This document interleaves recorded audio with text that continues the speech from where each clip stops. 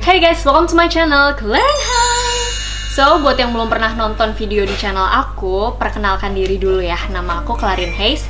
Aku adalah seorang dokter, content creator, sekaligus ambasador YouTube Creators for Change 2019. Dan hari ini kita kedatangan seorang tamu yang sangat spesial karena jujur aja untuk ketemu tuh waktunya sangat-sangat ketat ya. Karena belakangan beliau sangat sibuk terkait dengan kondisi negara kita yang sedang dihebohkan oleh suatu virus. Nggak usah lama-lama, ini dia Sekretaris Direktorat Jenderal P2P Kementerian Kesehatan RI, Pak Ahmad Yuryanto. Halo. Selamat malam. Halo. Terima kasih banyak sudah menyediakan waktu untuk Ya, hadir di saya yang sini. terima kasih bisa ketemu ini.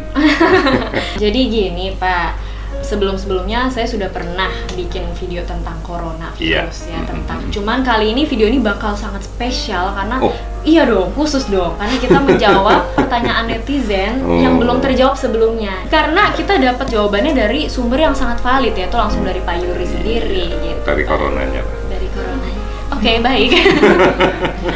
Sebenarnya COVID-19 nih apa sih Pak? Masyarakat tuh masih gimana ya? Mungkin masih bingung. Kenapa dia tuh bisa sampai mematikan gitu? Apa yang diserang? Corona itu kalau lengkapnya ya kita sebut sebagai Coronavirus Disease 19. Ini nama penyakitnya.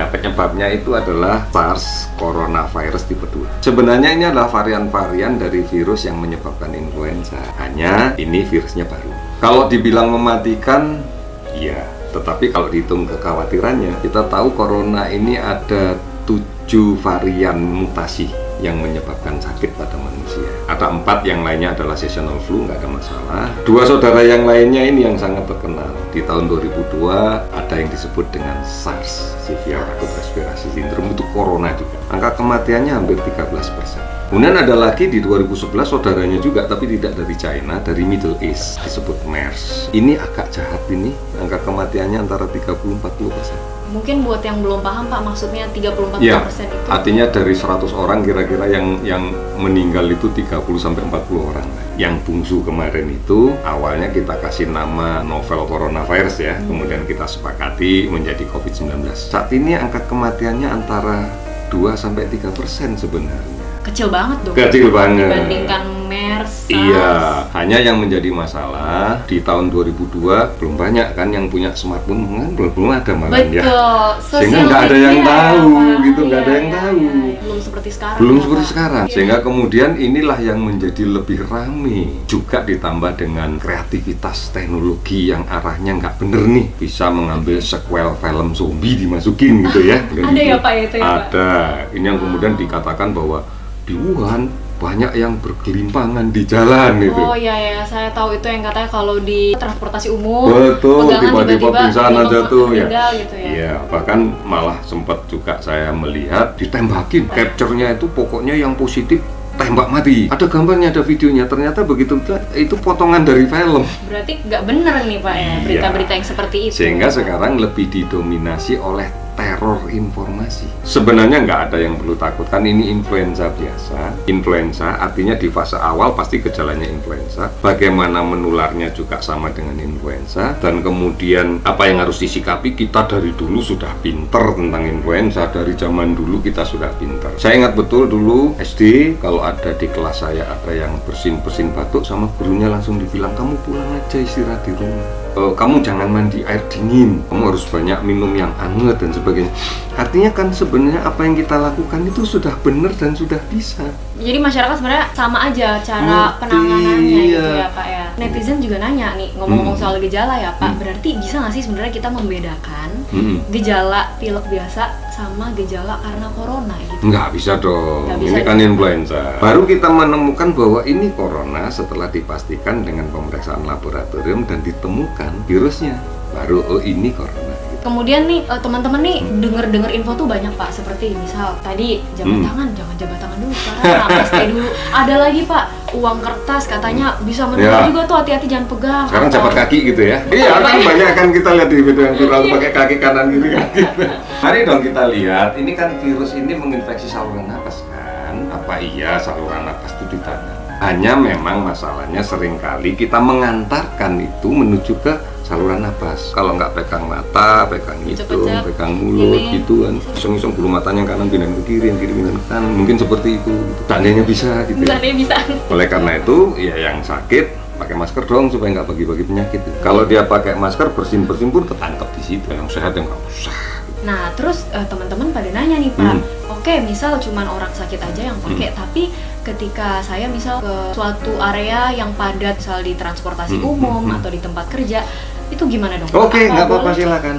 Boleh, Tetapi kan situasi kayak begitu tidak kemudian membuat kita jadi tergopoh-gopoh cari masker toh. Apa Iya. hidupnya mau di kereta 24 jam kan nggak juga toh gitu loh. Yang rasional deh, jangan sampai kemudian kehilangan rasionalitas kita dalam menyikapi karena keberhasilan teror informasi Teror itu. informasi ini, apalagi katanya tuh Pak ada yang tisu basah digunting jadi masker, Hati-hati, gimana ini itu, Pak? kan ada cairan kimianya, iya. kan kemudian ini bisa terhirup gitu ya, satu itu. Kemudian yang kedua, ini kan basah nih, pasti debu nempel dong. Malah makin nempel ya Pak. Nah, Kuman juga ikut makin iya, nempel dong. rasional aja deh gitu loh ya. Jadi boleh kalau misal kita mau pakai masker di area yang padat, cuman nggak usah berlebihan Ya, juga betul, gitu ya Pak. betul. Ya. Terus Ini. Pak ada juga Pak yang katanya tuh dia masker udah habis, biar kita tetap bisa pakai masker, dicuci deh, dijemur, disetrika ini pakai ulang.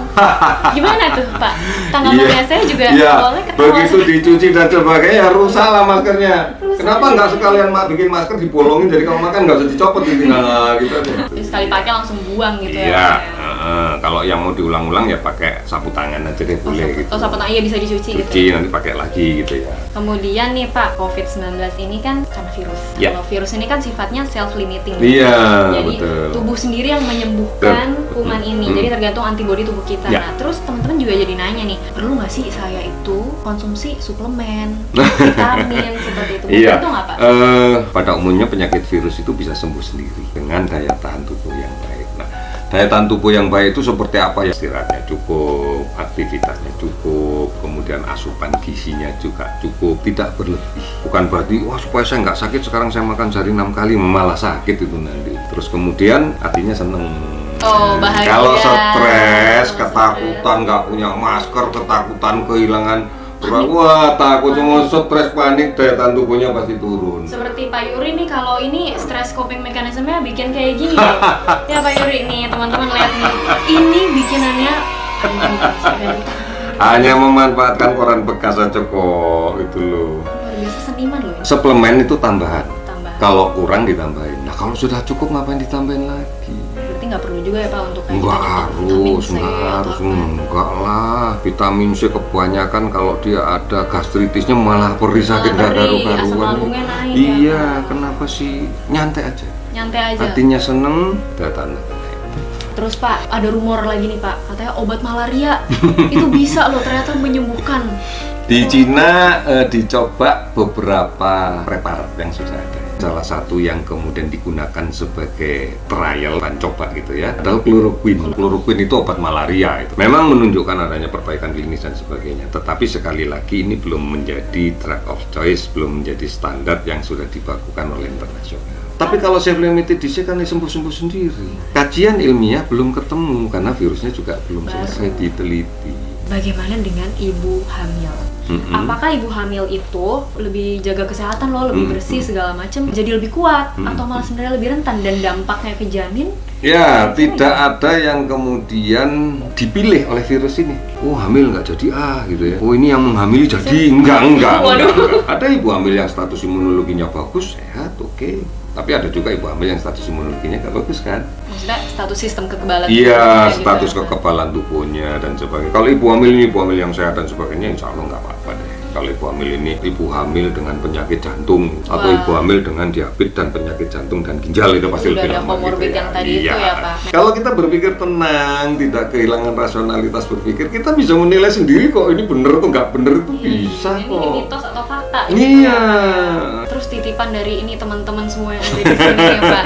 Sebenarnya kalau misal sekolah anak SD itu kan banyak anak kecil, itu perlu nyampe di liburan nggak sih Pak? Atau pekerja kantoran atau anak kuliahan itu perlu nggak Pak? Kalau saya misalnya manajer satu kantor, karyawan saya ada 50, ada satu orang yang satu betul pilek, bagi saya lebih bijak untuk mengatakan kamu nggak usah masuk kantor deh, istirahat di rumah daripada saya ngeliburin semua. Lah produktivitas kantor saya apa? Gitu. Jadi lebih baik yang sakit aja yang di istirahat gitu ya. Suruh mereka untuk self isolated. Silakan Anda mengisolasi diri Anda sendiri di rumah dengan cara apa? Pakai masker, kemudian jangan keluyuran gitu ya di sana, terus kemudian banyak istirahat. Nanti kalau makin parah ya berobatlah ke dokter. Itu sebuah pilihan yang lebih bijak daripada kantor saya tutup. Bagaimana dengan sekolah? Daripada saya liburin semua, kita nggak tahu. Saya pada waktu kecil diliburin, oh beneran nih main kesempatan keluyuran kemana-mana, lebih nggak bisa dikontrol. Kenapa nggak kemudian kesempatan ini kita gunakan untuk memberikan penjelasan ke anak-anak? Jadi dikumpulin. Iya, mengapa nggak kita lakukan edukasi? Pelajaran mencuci tangan, misalnya, ayo cuci tangan. 6 langkah. Iya, bagaimana dan sebagainya, silakan. Nah, mestinya di dalam kondisi seperti ini momen baik nih untuk berbenah semua ya. Kalau kita mengajari anak-anak sekolah untuk cuci tangan, permasalahannya ada nggak infrastruktur yang disiapkan? Ada 12 kelas, wastafelnya 1. Padahal kita ngajari dia suruh cuci tangan. Sarananya nggak ada. Nggak ada, ngantri belum sampai gilirannya kelas masuk. Dari sisi pemerintah nih Pak, kekurangan sarana prasarana kayak gini, sebenarnya ini di bawah Kementerian Kesehatan atau Pendidikan? Iya, namanya pendidikan itu urusannya tanggung jawabnya siapapun, termasuk tanggung jawabnya orang tua. Kalau orang tuanya sayang sama anaknya ya orang tua itu bikin wastafel apa sih susahnya gitu loh. Atau beli sabun bareng-bareng mungkin buat anak-anaknya, kan sabun nggak mahal-mahal juga. Iya, nggak mungkin satu sabun untuk sekali cuci tangan kan? Yang mahal mah masker ya guys. Iya.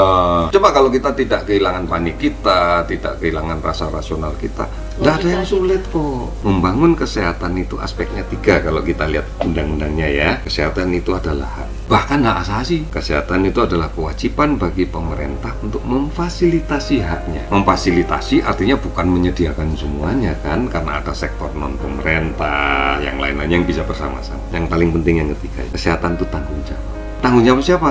Yang punya hak. Ya kalau Anda punya hak, Anda tanggung jawab dong. Oleh karena itu saya katakan sakit itu bukan takdir, sakit itu pilihan. Kalau dengan semua kepanikan ini nih Pak, sebenarnya kalau kita bandingkan antara corona sama TB, itu lebih berbahaya mana sih Pak? Kalau kita lihat jumlah angka matinya, kemudian lihat kerugian sumber dayanya, kalau ini corona sembuh udah beres. Kalau TB itu bisa panjang gitu kan, obatnya juga panjang dan sebagainya. Tapi karena kita nggak khawatir, ya akhirnya kita nganggap biasa-biasa aja. Kalau saya melihat bahwa TBC itu lebih banyak masalahnya, mestinya kita harus lebih khawatir dengan TBC. Bukannya malah berlebihan sama corona. Berarti mungkin kalau ada saran untuk teman-teman kita di sini, gampang. Ada perahu besar yang sudah disiapkan oleh pemerintah, yaitu perahu yang namanya Germas. Gerakan Masyarakat Hidup Sehat. Nah ini naik itu aja. Ini kan ada posternya di mana-mana juga. Banyak. Tetapi dipahami ya, maksudnya apa? Karena naik poster juga nggak ada gunanya kan, tapi memahami. Kalau kita akan proyeksikan ke COVID, gampang sih. Di dalam Germas itu ada PHBS, pola hidup bersih sehat, cuci tangan, gizi cukup, sudah itu menjawab semua. Kalau dari Kementerian Kesehatan sendiri Pak, langkah-langkah yang udah dilakukan untuk meredam kepanikan rakyat gitu? Iya, kita memperbanyak promosi kesehatan preventif. Salah satu yang paling efektif kita lakukan adalah mengundang teman-teman semua ini. Ini paling efektif. Aku ngomong sekali kan didengarin orang banyak nantinya gitu. Itu salah satu yang cara yang paling efektif. Media kita switch dari yang semula menjadi teror sekarang menjadi kawan. Siapapun bisa kok melakukan. Mengirimkan satu berita baik dan dibaca oleh orang banyak itu sebuah kebaikan. Tapi mengirimkan berita nggak benar kepada orang banyak itu dosa itu. Mendingan nge-share video ini ya Pak ya. Grup keluarga tuh biar baik, biar masyarakat tuh tenang, karena itu sekali lagi obat dari kepanikan adalah pengetahuan. Iya. Terima kasih banyak Pak Yuri. Kalau saya boleh menyimpulkan dari semua pembicaraan kita kali ini, di video kali ini, intinya adalah kita sebagai masyarakat tidak perlu panik. Iya. Lebih baik cari informasi dulu, nggak perlu menimbun-nimbun hal yang tidak perlu. Kita jaga sistem imun kita, jaga kesehatan tubuh kita sendiri, dan jangan egois. Iya. Harus berbagi, dan yang terakhir bahagia. Nah itu dia. Ya, Pak. Baik, terima kasih banyak Pak Yuri sudah menyempatkan untuk hadir di sini dan berbagi informasi buat kita semua. Sekali lagi guys, kita bisa kita berikan, kita percaya video ini bermanfaat dan membantu buat masyarakat. Pasti. Sebarkanlah. Sebarkan itu. Pak Yuri aja suruh share. Sebarkan. Sebarkan. Jangan disimpan sendiri. Nah itu guys, jadi yang di share video yang ini aja ya. Kemudian misal kalian masih ada pertanyaan atau ada ingin melaporkan sesuatu, boleh ya Pak? Boleh. Hotline. Ada hotline yang sudah kita siapkan untuk merespon apa yang terjadi di masyarakat. Kita kan punya Public Safety Center PSC 119 yang selama ini kita anggap bahwa itu adalah panggilan untuk ambulan saja. Tetapi kita manfaatkan ini juga mendapatkan informasi terkait kesehatan. Ada Halo Kemkes juga. Dan kemudian ilmu kesehatan itu bukan hanya miliknya Kementerian Kesehatan, miliknya semua orang yang tahu tentang kesehatan. Apalagi ada dokter yang bikin itu juga. Nah, jangan tanya ini ya Pak, bagaimana. seperti ini ya Pak. Jangan tanya tentang memasak pada dokter yang sedang berbicara tentang kesehatan. Luar biasa. Saya dapat promosi gratis guys dari Pak Yuri loh. Beruntung sekali saya hari ini Pak ya. Saya juga beruntung Terima kasih karena banyak. omongan saya bisa didengarkan oleh teman-teman yang lain. Amin, luar biasa. Terima kasih banyak Pak Yuri. Bukan hanya begini saja, kita harus salaman. Oh, kita harus sama. Salaman. Jangan takut. Jangan takut. Cuci tangan kalau mau makan. Oke guys, sekian dulu video kali ini. Sekali lagi terima kasih banyak untuk Pak Yuri dan Kemenkes RI Oke. untuk memfasilitasi video ini. Thank you so much for watching. See you on my next video. Bye. Jempol dua. Jempol dua.